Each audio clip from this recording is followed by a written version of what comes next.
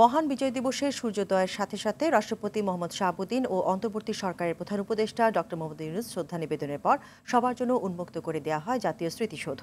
প্রধান উপদেষ্টার সঙ্গে ছিলেন পূর্ব তিমুরের প্রেসিডেন্ট জোসে রামোস হোর্তা, কয়েকজন উপদেষ্টা ও 3 বাহিনীর প্রধান। এ সময় বাংলাদেশ সেনাবাহিনী, নৌবাহিনী ও বিমান বাহিনীর সমন্বয়ে গঠিত একটি চৌকস দল রাষ্ট্রীয় অভিবাদন জানায়। প্রধান উপদেষ্টা স্মৃতিসৌধ প্রাঙ্গণে রাখা দর্শনার্থী বইয়ে স্বাক্ষর করেন। যেসব শহীদ বীর সন্তানদের রক্তের বিনিময়ে অর্জিত হয়েছে আজকের এই বিজয়, তাদের প্রতি ফুলের শ্রদ্ধা জানান বিভিন্ন রাজনৈতিক, সামাজিক, সাংস্কৃতিক সংগঠন। বছর শেষের খুশি নগদে হবে বেশি। নগদ পেমেন্টে নির্দিষ্ট ক্যাটাগরির কেনাকাটায় 300 টাকা পর্যন্ত ক্যাশব্যাক।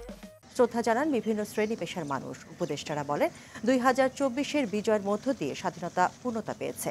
ত্যাগের বিনিময়ে রাষ্ট্র গঠনের সুযোগ অবহেলা না করে সবাইকে ঐক্যবদ্ধ হওয়ার আহ্বান জানান তারা। 1971 সালে আমাদের বিজয় আসলেও, আমাদের স্বাধীনতা আসলেও সেই স্বাধীনতা ছিল অরক্ষিত। আমাদের 2024-এর বিজয়ের মধ্য দিয়ে আমাদের স্বাধীনতা পূর্ণতা পেয়েছে। এই বিজয় দিবসটাই মনে হয় বোধ বুদ্ধি হওয়ার পরে একটা প্রকৃত বিজয় দিবস হিসেবে আমরা উদযাপন করছি। এর আগের বিজয় দিবসগুলোতে আমরা বিজয়কে উদযাপন করব, স্বাধীনভাবে কথাই বলতে পারতাম না। তো এটা এই জুলাই গণঅভ্যুত্থানের শহীদদের তাজা রক্তের বিনিময়ে আমরা পেয়েছি। এবারের যে বিজয় অর্জিত হয়েছে রক্তের বিনিময়ে এবং ত্যাগের বিনিময়ে, এই রাষ্ট্রকে পুনর্গঠনের সুযোগ আমরা যাতে কোনোভাবে অবহেলা না করি।